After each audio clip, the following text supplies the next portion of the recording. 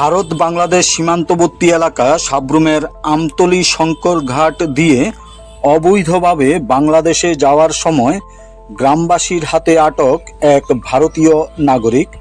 5 মে বেলা 12 ঘটিকায় সাব্রুম থানার পুলিশ সাব্রুম আদালতে প্রেরণ করেন তাকে। তার নাম রুদ্র চৌধুরী, বাবার নাম মৃদুল চৌধুরী, বাড়ি গড়িয়া, পশ্চিম বাংলা। জানা যায়, রুদ্র চৌধুরী গতকাল কলকাতা থেকে ত্রিপুরায় এসে সাব্রুম সীমান্ত দিয়ে বাংলাদেশে যাওয়ার চেষ্টা করে।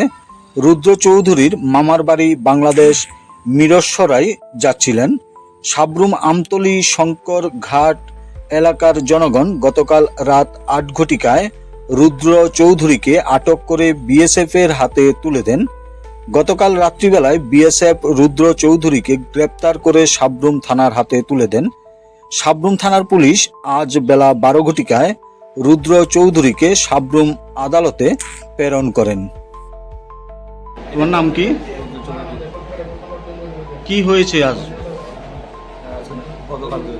গতকাল কি আমি এসেছিলাম এখানে কলকাতা কোথায় বাড়ি? কোথায় এসেছো? এসেছিলাম সাবরুম।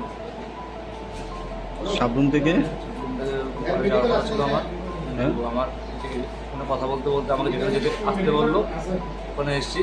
ওখানে ওখানে যারা লোকাল আছে ওরা বললো এখানে কেন এসছো। কোথায় যাওয়ার জন্য এসেছিলেন?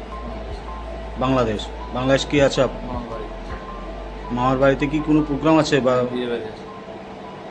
তোমার পাসপোর্ট আছে? কে ধরেছে, বিএসএফ না এলাকার জনগণ? লোকাল জনগণ ধরে বিএসএফ এর কাছে তুলে দিয়েছে নাকি? বাংলাদেশে একজন বিএসএফ কে হ্যান্ড ওভার করছে। কত নম্বর ব্যাটালিয়ন? এটা হচ্ছে 114। এটা বাংলাদেশি না, ইন্ডিয়ান? না, সে ইন্ডিয়ান। সে কলকাতা থেকে আসছিল।